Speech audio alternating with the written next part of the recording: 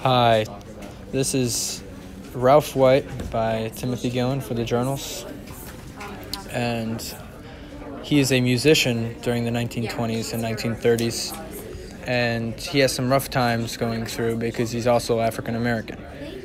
So I chose to do this character because I'm really into music and I love jazz. And I was interested about the African Americans during the Depression also.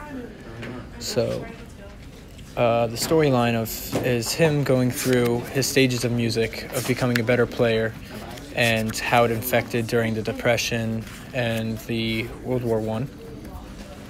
And the prompts relate to what was going on during the time that he was doing it, such as stress or government, talents, or public performances, things that relate to his music and the time. Some challenges that he had to overcome were still racist segregation acts that occurred during the time. He had to overlook the problems and had to try to defeat them, and he did that with music. And the Depression didn't really have too much effect on him or musicians as a whole, because people still listened to jazz. It was their way to escape the Depression. But it did affect it by changing the style of jazz or swing. So instead of a happy time, it's more of a saddened tempo and music. What I enjoyed about this project was being able to create the character and see it through his eyes as I was doing the research.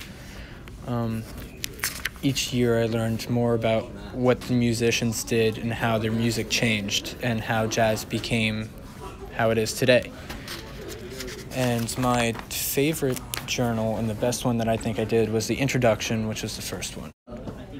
The title of this is "Do You Feel Overlooked and Underappreciated?" March 14th, 1920. It's March 14th, 1920. World War I ended 2 years ago, and Prohibition started at the stroke of midnight on New Year's Eve. America is settling back after the war to have a little relaxed fun time. As for me, an African-American musician living in New York City, I've been trying to help start a new age of music with my sax.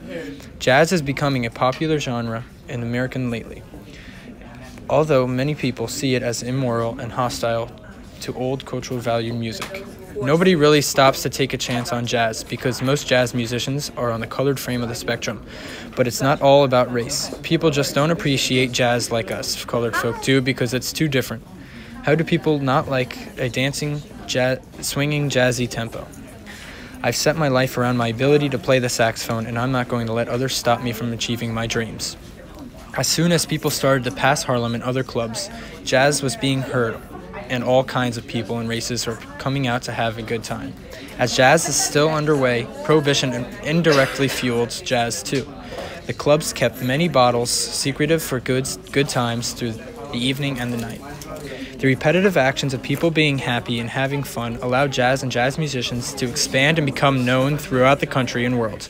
Blues and swing started to come along, which attracted even more listeners and jazz lovers.